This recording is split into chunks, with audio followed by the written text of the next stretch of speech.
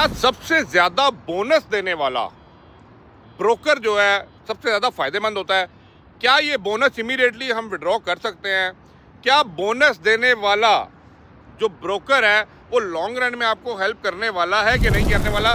जितने भी मेरे भाई दोस्त लोग हैं जो फॉरेक्स के अंदर, क्रिप्टो के अंदर काम कर रहे हैं और जब किसी भी ब्रोकर के साथ अकाउंट खुलवाते हैं ना, तो उनको एक ऑप्शन नज़र आ रही होती है कि भाई अगर अभी आप डिपॉजिट करेंगे तो ये 1000 रुपया 1000 दिरहम ज़्यादा मिल जाएगा, 20% ज़्यादा मिल जाएगा, 50% आपको मिल जाएगा, अभी के अभी डिपॉजिट करें।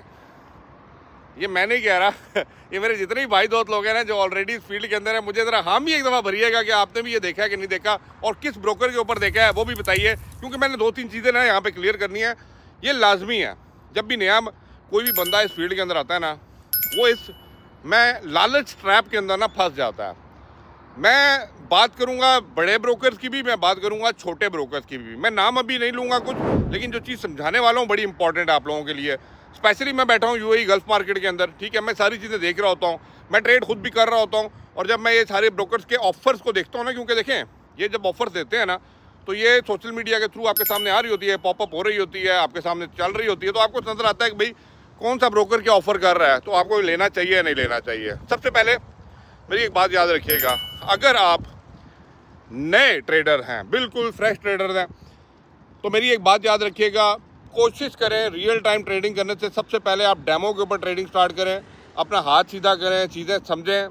इमोशंस को जिसने कंट्रोल कर लिया वो ट्रेडर बन गया।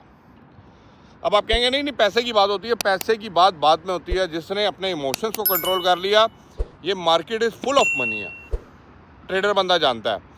दूसरी बात, ये जो बोनसेस की ऑफ़र आती है, ये बड़ा ब्रोकर भी देता है, छोटा भी देता है, लेकिन इसकी वजह क्या होती है मैं बताता हूँ ये अंदर की बातें, अंदर की सच्चाइयाँ, और ये मेरे जितने भी बड़े ट्रेडर्स हैं ना वो जानते होंगे, उन्हें पता है। देखें, जुम्मा 8 दिन हुए हैं, जो नए मार्केट के अंदर उभरते हुए ट्रेडर्स होते हैं ना, उनको पता है भाई ये उभरता हुआ ट्रेडर बहुत कम नशादर नादर है कि भाई वो ऊपर आसमानों को छू जाए। बाकी जितने भी आए ना, इन्होंने खेल मस्ती के अंदर पैसा देना है। जब खेल मस्ती में पैसा देना है तो भाई मेरे, अगर इनको 50% ज़्यादा भी दे देंगे ना, तो वो 50 भी हमें ही दे के जाएंगे।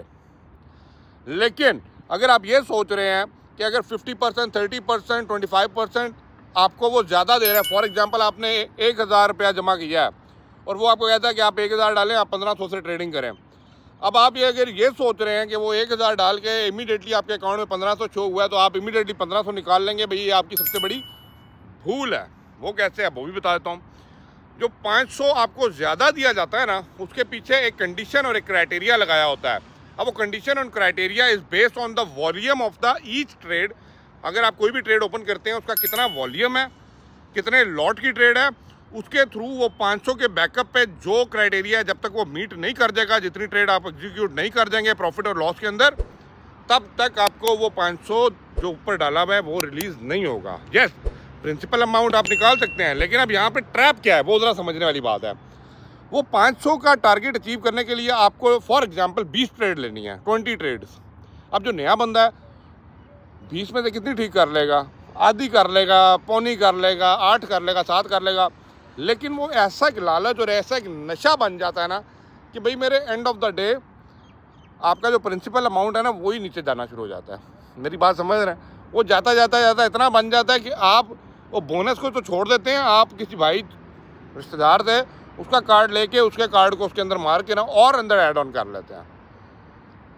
इससे क्या होता है कि बोनस जब रिलीज होता है ना, तब तक ऑलरेडी आप उस ब्रोकर के पास ना 1000 नहीं 5-6 हज़ार रुपया डाल चुके होते हैं। तो एंड में अगर बोनस रिलीज़ भी हो जाता है ना 5000 के बाद या 3000 के बाद, जब आपने वो क्राइटेरिया मैच किया, उसके बाद भी उनको ये पता है कि यार ये बोनस का दिया हुआ पैसा और ये जितना पैसा इसने डाला है ये भी दे के जाएगा। और 90% लोग, ये जो मैं बात कह रहा हूँ, इस पर आमीन उतरते हैं और पूरा का पूरा पैसा दे के डूब जाते हैं। ये होता है बोनस देने का फ़ायदा ब्रोकर को और बोनस लेने का नुकसान ट्रेडर को। मुझे बताइएगा, मैं लेता हूँ बोनस, मैं ये नहीं कह रहा मैं नहीं लेता, लेकिन सोच समझ के देख के उस ट्रेडर के लिए तो बहुत अच्छा है जो भाई मेरे ट्रेड करना जानता है। उसे पता है विन विन कंडीशन अपनी है, भाई मेरे हमने ट्रेड अच्छी डालनी है, हम पैसा निकाल लेंगे।